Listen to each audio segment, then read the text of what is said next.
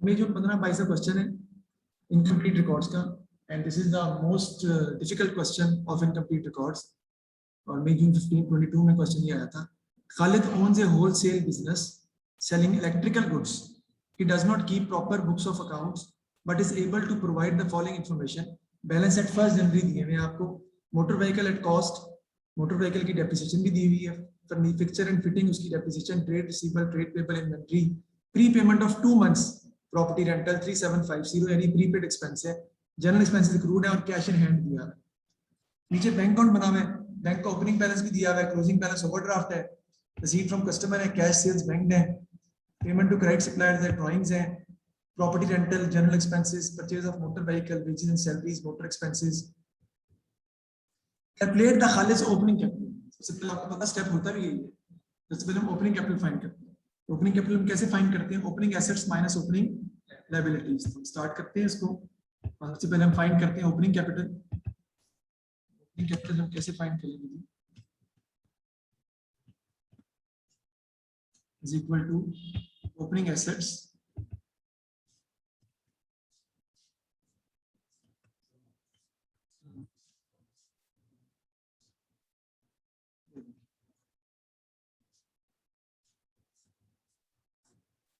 Opening assets minus opening liabilities.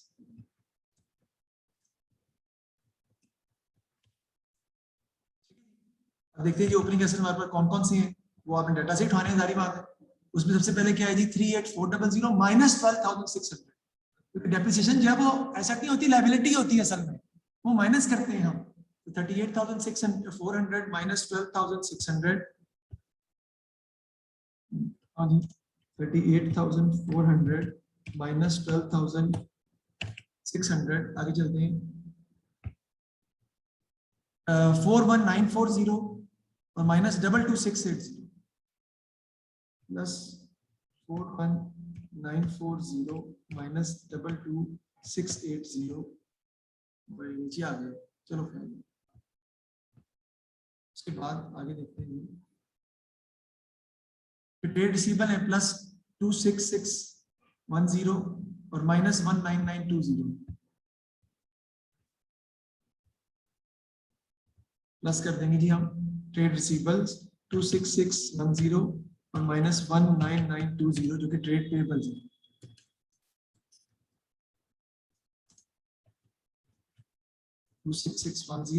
Minus 19920, उसके बाद आ जाएगा इन्वेंट्री है 33,500, वो ऐड हो जाएगा आपका, प्लस 33,500। उसके बाद प्री पेमेंट है वो भी ऐड हो जाएंगी, प्लस 3750।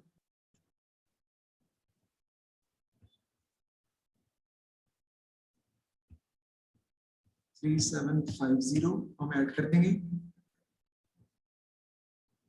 उसके बाद जनरल एक्सपेंसेस एक्रूड है 410 के, वो माइनस हो जाएंगे क्योंकि लायबिलिटी है, प्लस कर देंगे हम कैश इन हैंड जो है 360 का। But always remember, don't forget to take the opening cash balance from the bank account, वो आपने मिस नहीं करना। 360 आपने ऐड किया तो ये जो बैलेंस एट फर्स्ट जनवरी दिया ना बैंक का 4110, ये भी आपको ऐड करना पड़ेगा, ये भी उसी डेट का है, 1 जनवरी का। बैलेंस आप ऐड करेंगे 4110 का, निकालें, कैलकुलेट करें, आपने कैलकुलेट करना है, तो आपका मेरा आंसर जो है वो निकल आएगा। निकालें 38400 सारा।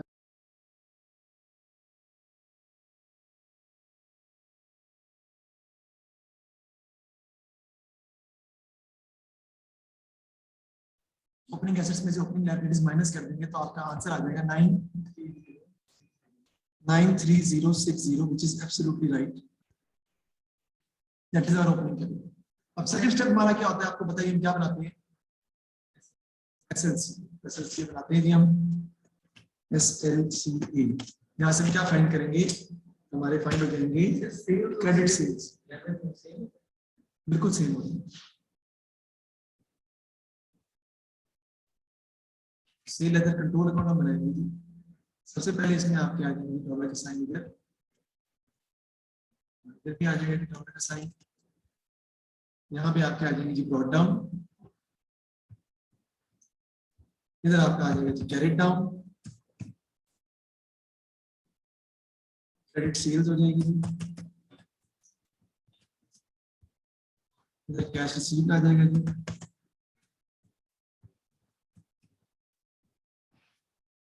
ठीक है। तो ब्रॉड डाउन देखते हैं जी हम कितना है। ब्रॉड डाउन दिया हुआ है जी आपको, यानी बैलेंस ब्रॉड डाउन जो ट्रेड रिसीवर्स का दिया हुआ है वो ये दिया हुआ है आपको कितना 26610। मैं लिख लूंगा इधर, लिख लेते हैं 26610।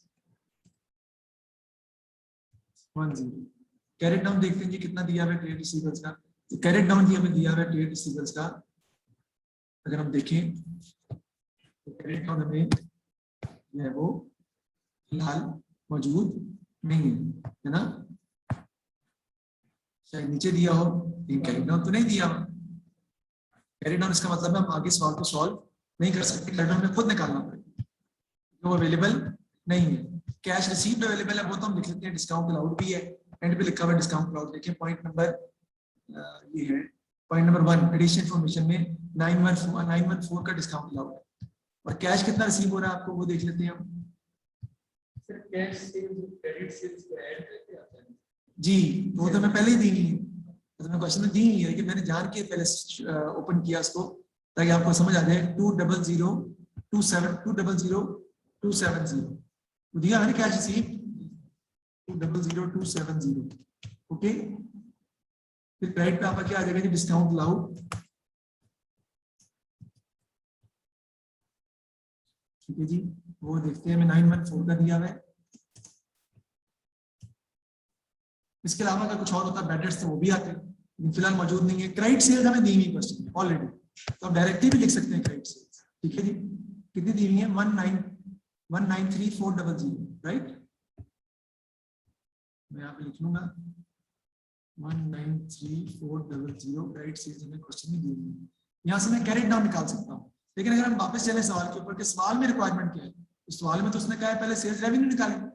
तो सेल्स रेवेन्यू निकालना तो बहुत ही आसान है, कैसे निकालूंगा जी मैं, देखिए अगर मैं क्वेश्चन की रिक्वायरमेंट के हिसाब से चल रहा हूँ चलूँ तो क्या करूंगा मैं, सेल्स रेवेन्यू हमारा किस तरह आ जाएगा, cash sales plus credit sales. दोनों दी हुई है ना, कैश सेल्स कितनी है जी 15180, तो क्रेडिट सेल्स कितनी है जी 193,400। दोनों को ऐड कर लें, आपके पास टोटल सेल्स आ जाएगी, निकाले जरा कितनी आती है।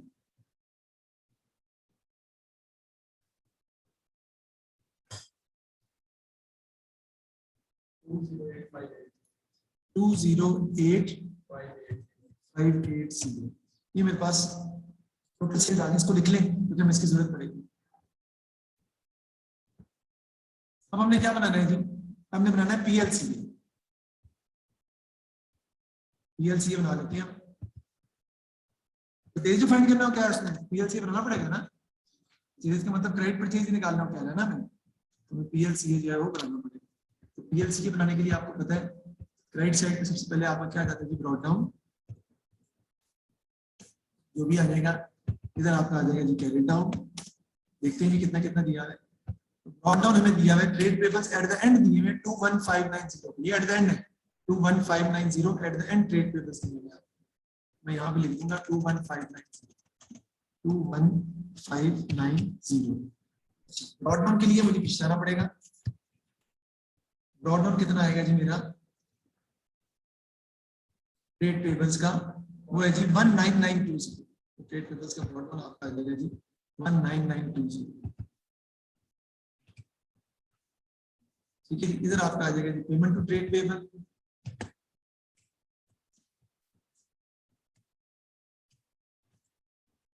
जो भी आपकी आ जाएगी, और इस साइड पे हमारी जो निकलेंगी ना वो है हमारी बेसिकली क्रेडिट परचेजेस।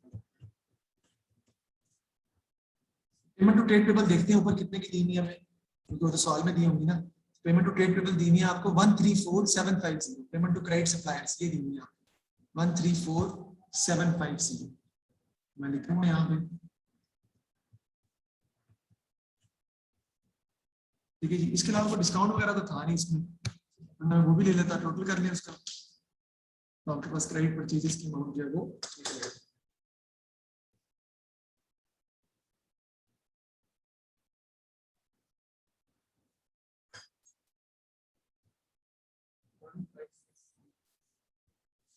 156,340 टोटल आ रहा है, इधर भी वही आ जाएगा जी 156,340, इसमें से माइनस कर देंगे हम 19920, 156,420, 136,420, ये आपकी क्रेडिट परचेज हमने फाइंड आउट करनी है। ऐसी क्वेश्चन में रिक्वायरमेंट थी, हमने फाइंड करनी थी, हमने इसलिए निकाल ली 136,420 के जरिए से हमने फाइंड कर लिया। इसको जरा थोड़ा रब करते हैं।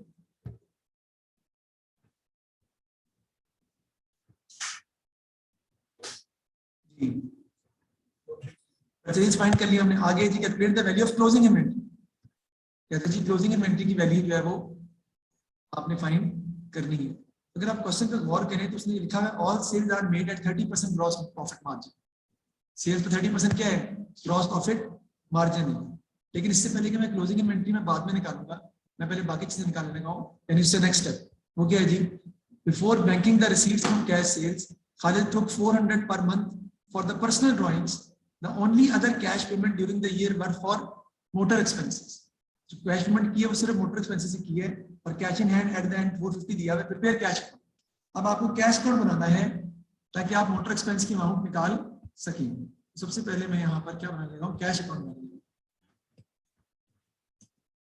क्योंकि क्लोजिंग इन्वेंटरी मैंने इसलिए निकाली कि क्लोजिंग इन्वेंटरी जब मैं बनाऊंगा ना इनकम स्टेटमेंट, तो उसी के अंदर ऑटोमेटिकली एडजस्ट होके निकल आएगा, तो मैं अलग से निकालने की जरूरत नहीं पड़ेगी, हम उसी के अंदर उसको एडजस्ट करते हैं। कैश अकाउंट हमें बनाना पड़ेगा, क्योंकि उसने क्वेश्चन में कहा है बनाने को, हम बना लेते हैं।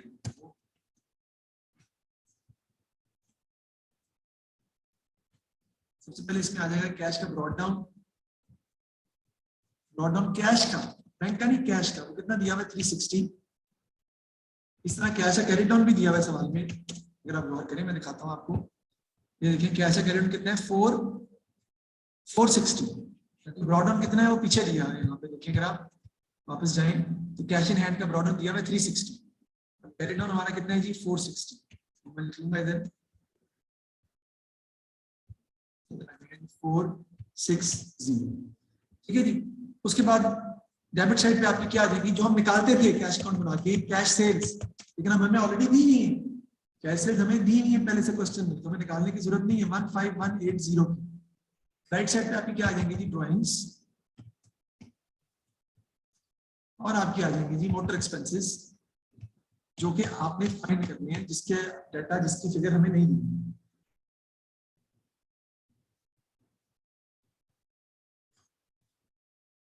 ठीक है जी, तो हम देखते हैं जी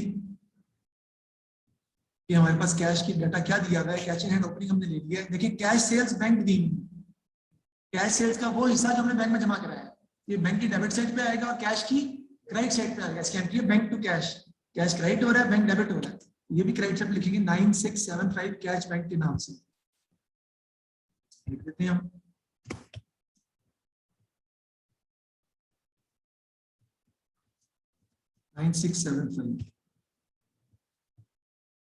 अब देखते हैं जी ड्राइंग्स को देख लें जरा आप, ड्राइंग्स कितने की है वो नीचे दी होंगी हमें। कहते हैं जी कि नीचे कहते हैं जी before banking the receipt from cash sales Khalid took 400 per month for his personal use. 400 per month है। जो महीने की ड्राइंग्स बनेंगी वो कितनी बनेगी, 400 मल्टीप्लाई बाय 12, तो कितनी आ जाएगी 4800 की ड्राइंग्स आपकी आ जाएगी। ड्राइंग्स आप लिख लेंगे जी 4800 की, और आप दोनों साइड का डिफरेंस निकाल लें, that will be your motor expenses की फिगर आपके पास आ जाएगी। इतने आपके बेसिकली मोटर एक्सपेंसेस होंगे जो कि आपने खर्चे हैं। टोटल कितना आ रहा है जी 15540, ठीक है जी।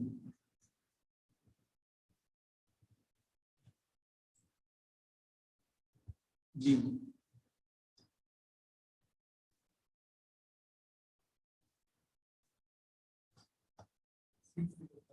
605 आपके आगे motor expenses. Cash account is basically prepared when some expenses are paid in cash from cash sales. We need to prepare cash account to find the total amount of cash sales on the debit side. But if cash sales are given, then there will be a difference on the credit side, which will be written either as drawings or expenses, missing expenses, which is motor expense. जो हमने निकाले थे, ठीक है जी। अब एसएलसीए में carry down भी निकाल लेते हैं यार। एसएलसीए में अगर आप गौर करें तो हमने कैरी डाउन नहीं निकाला था, सिर्फ बनाया था तो कैरी डाउन निकाल लेते हैं। टोटल कैरी डाउन चले कितना आता है,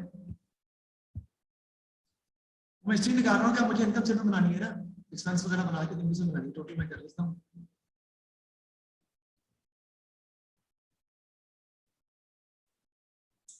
वैसे इस क्वेश्चन में कैरी डाउन की जरूरत नहीं है क्योंकि बैलेंस शीट मांगी है, लेकिन मैं फिर भी निकाल रहा हूँ। अगर बैलेंस शीट मांगी हो तो कैसे करेंगे? टोटल कितना आ रहा है जी? 010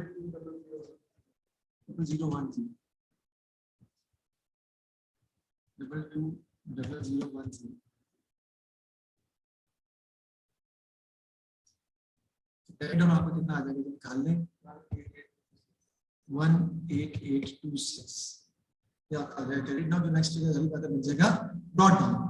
ये कैश हमने निकाल लिया। नेक्स्ट क्वेश्चन नेक्स्ट में कहता है, देखते हैं हमने अब कैश अकाउंट भी बना लिया, बनानी है हमने इनकम स्टेटमेंट, लेकिन उसके लिए हमें क्या चाहिए? एक्सपेंस और इनकम का अकाउंट और एसेट का भी। एक्सपेंस और इनकम के कौन से अकाउंट बनने हैं उसके लिए मैं देखूंगा ओपनिंग क्लोजिंग किसका जो है वो दिया हुआ है। तो अगर मैं गौर करूं तो एक ही है, एक तो जनरल एक्सपेंस है और प्री पेमेंट भी है, प्रॉपर्टी रेंटल है और जनरल एक्सपेंस भी है, ठीक है। प्रॉपर्टी रेंटल का देखते हैं क्लोजिंग में कुछ दिया है, प्रॉपर्टी रेंटल जनरल दोनों का दिया हुआ है, प्रॉपर्टी रेंटल का भी दिया हुआ है और जनरल एक्सपेंस का भी दिया हुआ है। प्रॉपर्टी रेंटल का अकाउंट बना लेते हैं और जनरल एक्सपेंस का अकाउंट भी बना लेते हैं। सबसे पहले निकाल बना लेते हैं जी प्रॉपर्टी रेंटल का अकाउंट।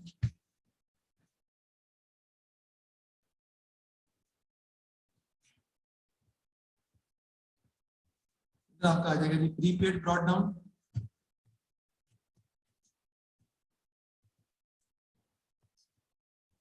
इधर आपका आ जाएगा प्रीपेड कैरिड डाउन, इधर आपकी आती है कैश फिगर, इधर आपकी आ जाएगी इनकम स्टेटमेंट।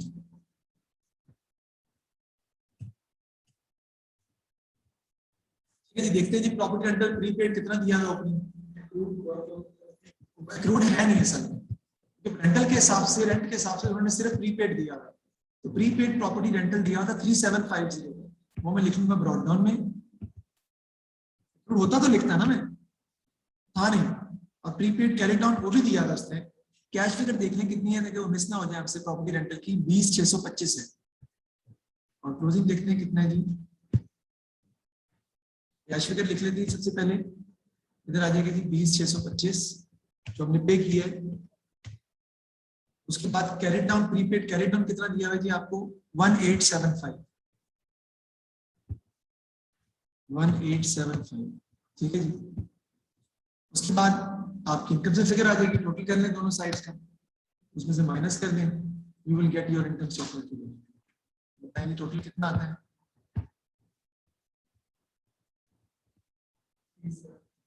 जी 24375, तो यही आ जाएगा, सारी बात है 24375, उसमें से आप माइनस कर देंगे 1875, तो आपके पास इनकम स्टेटमेंट फिगर आ जाएगी 22500। ये हमने अकाउंट बना लिया प्रॉपर्टी रेंटल का। अब हमने बनाना है जनरल एक्सपेंस का, बना लेते हैं। अच्छा उसका प्रीपेड भी दिया हुआ, ठीक है, उसका एक रूट दिया हुआ, हाँ उसके हिसाब से हमें बनाना है ना। उसका इसको ओइंग भी कह सकते हैं, ओइंग ब्रॉट डाउन या एक्रूड ब्रॉट डाउन एक ही बात है। मैं आज ओइंग यूज कर रहा हूँ, नॉर्मली मैं एक्रूड यूज करता हूँ। ओइंग ब्रॉट डाउन इधर आ जाएगा आपका, इधर आपका आ जाएगा जी ओइंग कैरिड डाउन, इधर आपकी आ जाएगी जी कैश फिगर जो आप पे कर रहे हैं, और इधर आपकी आ जाएगी इनकम स्टेटमेंट फिगर जो बेसिकली आपने फाइंड करनी होती है। देखते हैं जी एक्रूड ओपनिंग जनरल एक्सपेंस कितना है। ओपनिंग दिया है जी एक्रूड जनरल एक्सपेंस 410 का,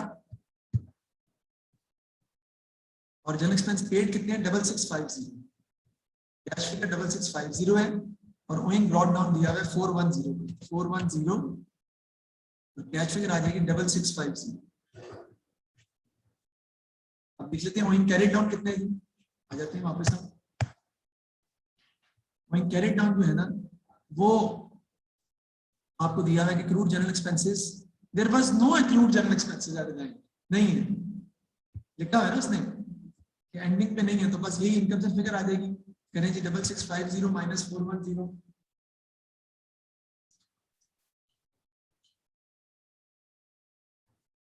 6240, ये आपकी एक्सपेंस की जगह जो है वो आ गई। ये मैंने अकाउंट डाली है, अब मैंने बनाना है एसेट अकाउंट डेप्रिसिएशन निकालने के लिए, लेकिन क्योंकि ये मुश्किल क्वेश्चन है इसलिए मैं पहले क्वेश्चन सॉल्व करूंगा, इनका जब बनाऊंगा और एसेट अकाउंट बाद में सबसे, ताकि वो ज्यादा टेक्निकल पॉइंट है बहुत ज्यादा, ताकि आपको उसमें प्रॉब्लम इतनी ना हो। डेप्रिसिएशन चैप्टर पढ़ा है ना आपने मेरे से, समझ लो इस साल में पूरा डेप्रिसिएशन का चैप्टर ही उसने डाल दिया इस एक पॉइंट के अंदर। ठीक है जी, हाँ जी।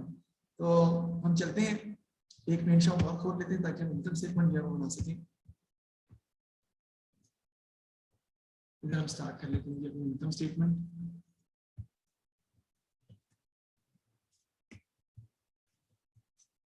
$2 के साइन आ जाएंगे जी आपकी।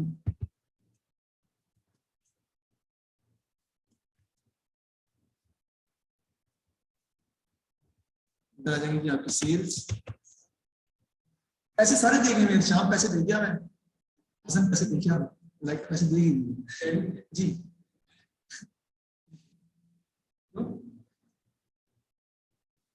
ऐसी कोई होगी अपनी प्रॉब्लम होती है, रौनक ना बंदा वैसे कहता चलो यार छुट्टी कर लेते हैं, इस तरह की सोचती होती है ऐसी बस।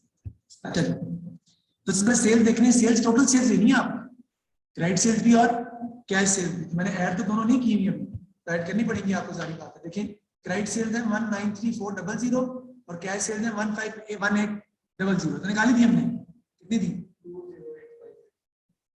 208580, मैं यहाँ लिखी 208580 सेल्स आ गई। इसमें से हम जी लेस कर देंगे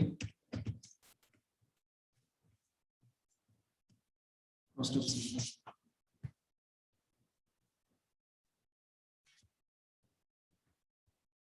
सबसे पहले आपके आगे की ओपनिंग, इसमें हम ऐड कर लेंगे जी परचेजेस,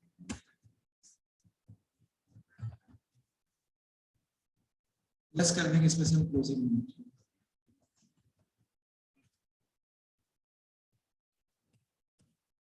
देखिए जी ओपनिंग इन्वेंट्री कितनी है,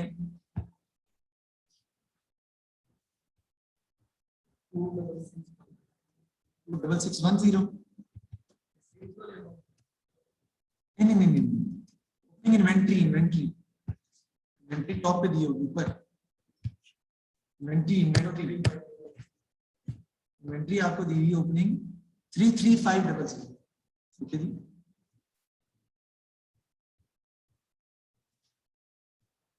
उसको परचेज आपने निकाली थी, कितनी निकाली थी, वो आ जाएंगे 136420। क्लोजिंग, हाँ क्लोजिंग इन्वेंट्री नहीं पता, जगह छोड़ दें उसकी, आगे आ जाए। कॉस्ट ऑफ सेल्स भी नहीं निकल सकती, सारी बात है क्योंकि जगह ही नहीं हमारे पास, नहीं निकल सकती। ग्रॉस प्रॉफिट लिख लीजिए, और ग्रॉस प्रॉफिट कितना है उसने बताया, सेल्स का कितने परसेंट है 30%, इसको मल्टीप्लाई कर देंगे हम 30% से, तो you will get your gross profit. यानी कि इसमें रिवर्स जाना पड़ेगा, 208580 था, मैंने गलत लिख दिया, 208580 मल्टीप्लाइड बाय 30% जी, 62574।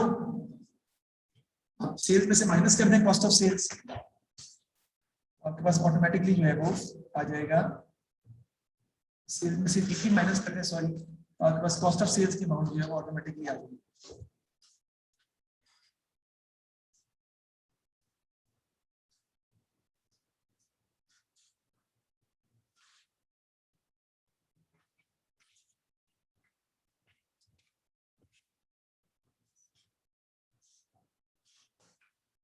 ठीक है जी, तो कितनी आती है 146006,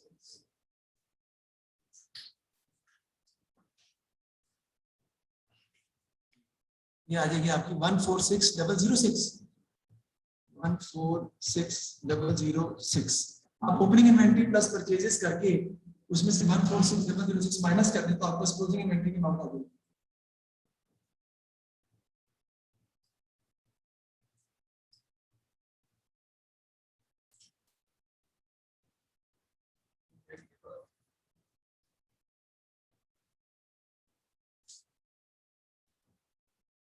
करो जरा 136 प्लस 136420 प्लस 33500 माइनस 14600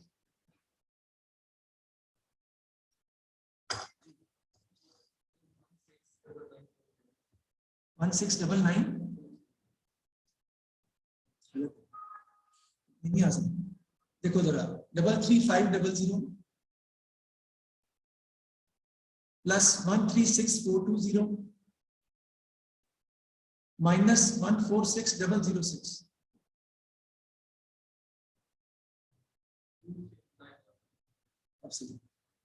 23914 आपकी आ गई क्लोजिंग लिमिट। ठीक है जी। अब जीपी के अंदर हम आपको पता है इनकम जो है वो ऐड कर लेते हैं। इनकम मेरे ख्याल में कोई है नहीं, अगर हुई कोई प्रॉफिट लॉस की तो देख लेंगे बाद में, लेस कर देंगे एक्सपेंसेस पहले। इसमें आपका सबसे पहले क्या आ जाएगा जी, प्रॉपर्टी रेंटल। प्रॉपर्टी रेंटल का हमने अकाउंट बनाया हुआ था, उसकी मदद से हम अपना प्रॉपर्टी रेंटल का एक्सपेंस जो है वो लिख देंगे क्योंकि हम उसका अकाउंट डेवलप कर चुके हैं। प्रॉपर्टी रेंटल एक्सपेंस कितना है हमारा 22,500 का, और जनरल एक्सपेंस कितना है हमारा 6240। प्रॉपर्टी रेंटल है जी 22500 और जनरल एक्सपेंसेस है जी आपके 6240।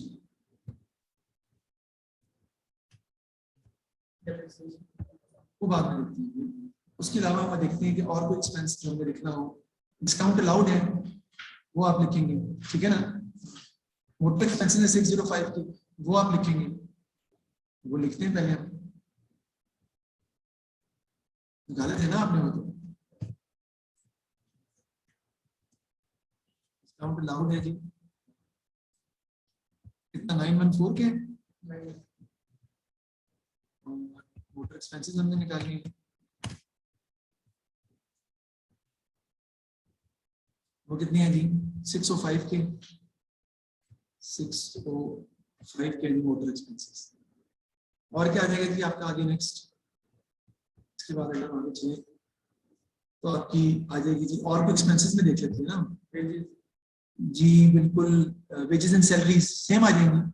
तो अच्छा मोटर एक्सपेंसेस और भी थे यार ऊपर वाले 4890 के, वो भी तो आने 605 के तो हैं, लेकिन ऊपर 4890 की भी दिए हैं ये वाले, ये भी आपको लिखने पड़ेंगे।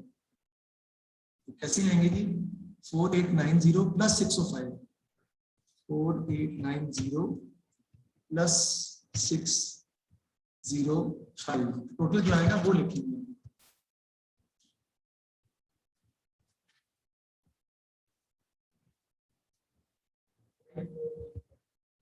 5495। उसके बाद आपके आ जाएगा जी मोटर एक्सपेंसेस के बाद वेजेस एंड सैलरीज, ये बता दें जी कितनी है 26150, ये आपको वेजेस सैलरीज आ जाएगी 26150। कितनी की बात, अब देखते हैं जी आगे और कौन से एक्सपेंसेस जो हमारे पास क्वेश्चन में दिए हुए हैं और हमने जो है वो लिखने हैं। इसके लिए हमें थोड़ा नीचे जनरल एक्सपेंसेस तो हो गए ना, प्रॉपर्टी रेंटल भी हो गया, ड्राइंग्स तो ऑलरेडी हम ट्रेड सेल्स कैश सेल्स ये तो हम ऑलरेडी डिस्कस कर चुके हैं, क्लोजिंग इन्वेंटरी वैल्यू हमने निकाल ली है, ड्राइंग्स तो इधर आती नहीं है, कैश इन हैंड भी हो चुका है। अब आ जाते हैं उस पे 914 का अलाउड लिख लिया, डिस्काउंट हमने, फिक्सचर एंड फिटिंग है ना, are depreciated at the rate of 15% using reducing balance method. There were no addition or sale of fixture and fitting. तो 15% निकाल लेंगे reducing balance method। कैसे निकालेंगे, पीछे चले जरा, पीछे अगर आप जाएं तो फिक्सचर एंड फिटिंग आपको दिया हुआ है कॉस्ट 41940 का, इसमें से पहले माइनस करेंगे 22680, 41940 माइनस 22680, जो आंसर आएगा उसका निकालेंगे आप 15%। 41940 यस माइनस 22680 जो आएगा उसका निकालेंगे 15%।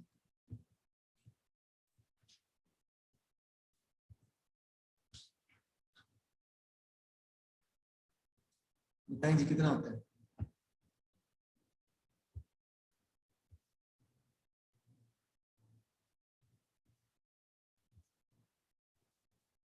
2889 ये आपका आ जाएगा depreciation on fixture and fitting.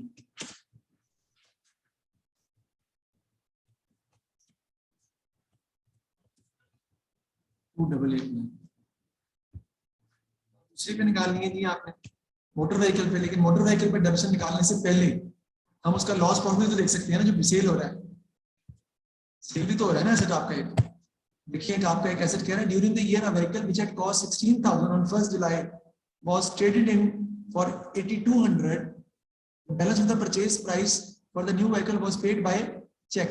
8,200 का ट्रेड इन हो रहा है, यानी 8,200 का डिस्काउंट मिल गया आपको। ऊपर देखेंगे हमें पैसे कितने मिले उसके बदले, यानी कि पैसे कितने रिसीव हुए बैंक में, पैसे रिसीव हुए हमें बैंक में पैसे रिसीव कितने हुए, तो लिखा ही नहीं हुआ। अच्छा, इसका मतलब है निकालनी पड़ेगी खुद आपको, ठीक है। 16,000 की कॉस्ट उसकी जी, 16,000 कॉस्ट थी कब,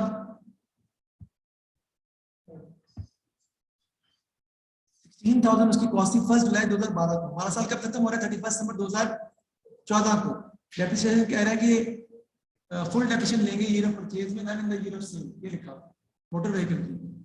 तो 16,000 पे 1 जुलाई से लेके लेंगे 31 दिसंबर तक, एक साल की कितने परसेंट है, रिड्यूसिंग बैलेंस मेथड है, कितने परसेंट है, 25%।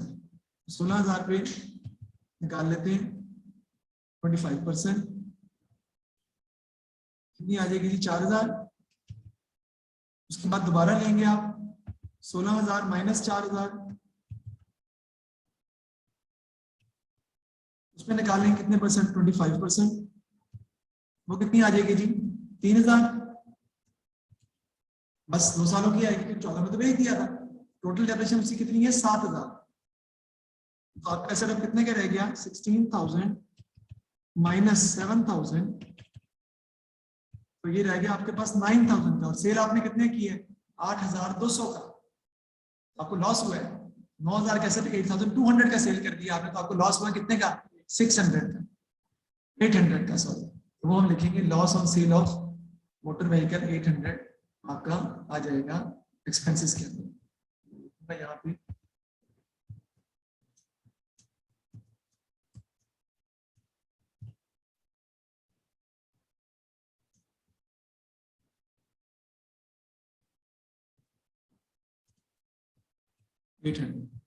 उसके बाद आपकी आ जाएगी डेप्रिसिएशन और मोटर व्हीकल, वो आपने कैलकुलेट करनी है। ये बात तो समझ आ गई ना आपको कि आपने लॉस कैसे निकाले। देख लें दोबारा एक दफा। देखिए आपका एसेट 16,000 का था, आपने उसको 1 जुलाई 2012 से लेकर 31 दिसंबर 2012 तक यूज किया 6 मंथ, लेकिन क्योंकि एनुअल बेसिस है इसलिए आपने पूरे साल की डेप्रिसिएशन कैलकुलेट की। 16,000 का 25% निकाला हुआ है 4,000, फिर आपने डेप्रिसिएशन निकाली 2013 की 16,000 माइनस 4,000, रिड्यूसिंग बैलेंस मेथड है, 12,000 का 25% वाई 3,000, 4 और 3 आपने टोटल डेप्रिसिएशन आ गई 7,000। 2014 में डेप्रिसिएशन नहीं लेंगे क्योंकि 14 में आपने एसेट सेल कर दिया था, तो 14 में डेप्रिसिएशन नहीं लेनी है आपने।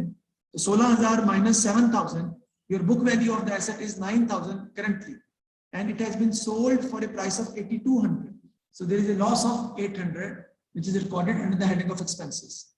अब बाकी एसेट पर डेप्रिसिएशन आपने 25% लेनी जो पहले से पड़े हुए। सबसे पहले देखते हैं कि हमने जो नया भी तो खरीदा है जिस पर 8,200 का हमें ट्रेड इन मिल रहा था, देखिए उसके कितने पैसे हमने पे किए। परचेज और मोटर व्हीकल 10,100 का है। अगर मैं इसकी एंट्री आपको समझाऊं पास करके तो क्या होगी, देखिए मोटर व्हीकल डेबिट हो जाएगा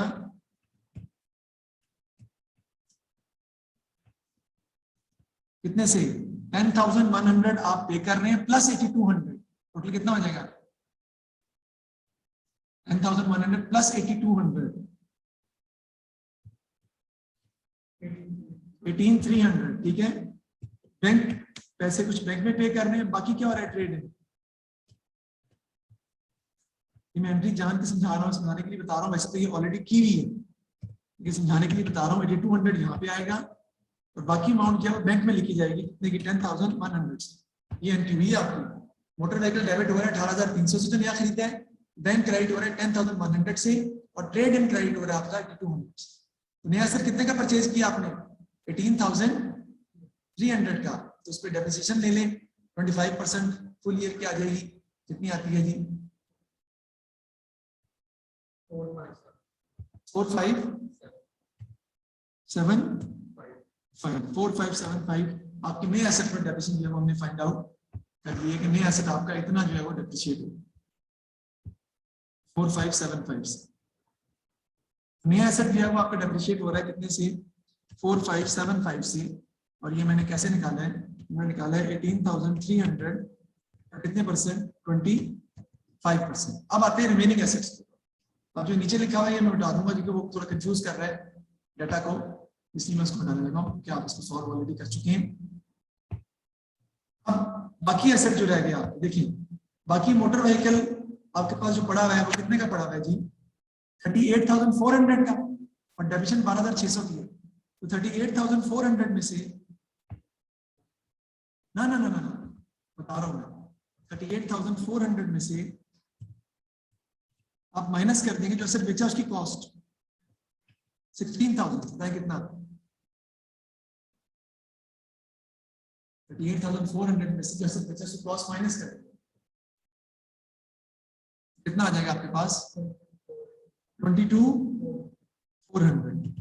अब जो टोटल डेप्रिसिएशन है 12,600 की, उसमें से जो एसेट बेचे हैं उसकी डेप्रिसिएशन माइनस कर देंगे, यानी 12,600 माइनस 7,000 आ जाएगा जी आपके पास 5,600। अब ये 5,600 माइनस कर देंगे 22,400 में से, तो आपकी बुक वैल्यू आ जाएगी उन एसेट्स की जिनको आप अभी भी यूज कर रहे हैं फुल ईयर के लिए। और वो कितनी आती है निकालनी पड़ेगी आपको, 22,400 माइनस 5,600 क्या आता है?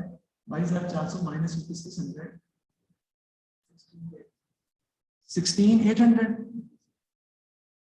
16,800 इस पे ले लेंगे कितने परसेंट? 25%। अमाउंट आएगी that is your depreciation on existing assets, उसमें ऐड कर लेंगे 4575, कितनी आती है जी?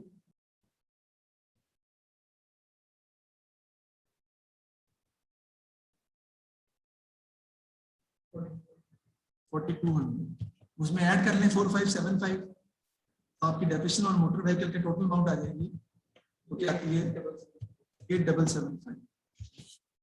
मुश्किल था ना? अब इसको आप टोटल करके माइनस करेंगे, 8,775 एक्सपेंस में लिखेंगे आप, तो माइनस करेंगे तो आपका basically profit for the year जो है वो फाइंड आउट होगा।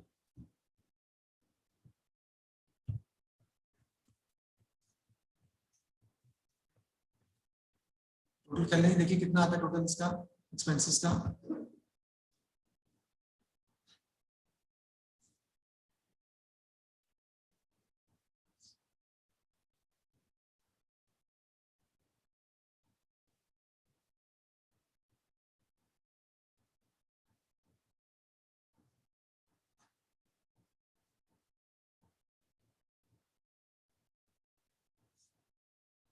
जी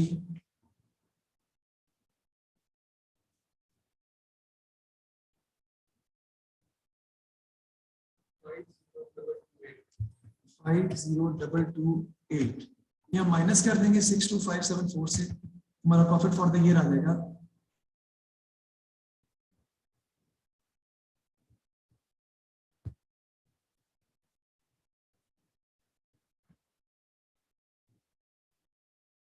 कि 12346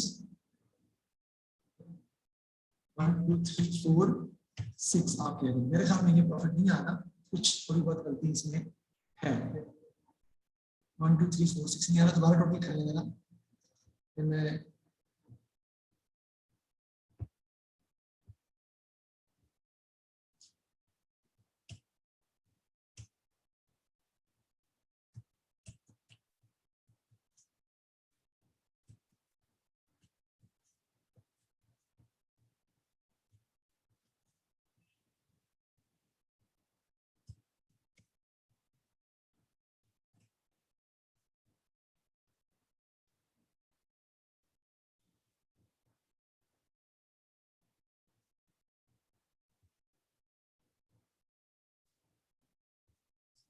जी 12346 नहीं आना चाहिए जी।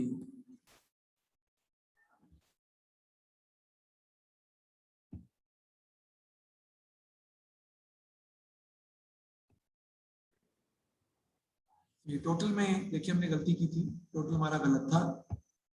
और ये प्रिजन फिक्शन फिटिंग 2889 है, मैंने गलती से 2880 लिख दिया था, 2889 है।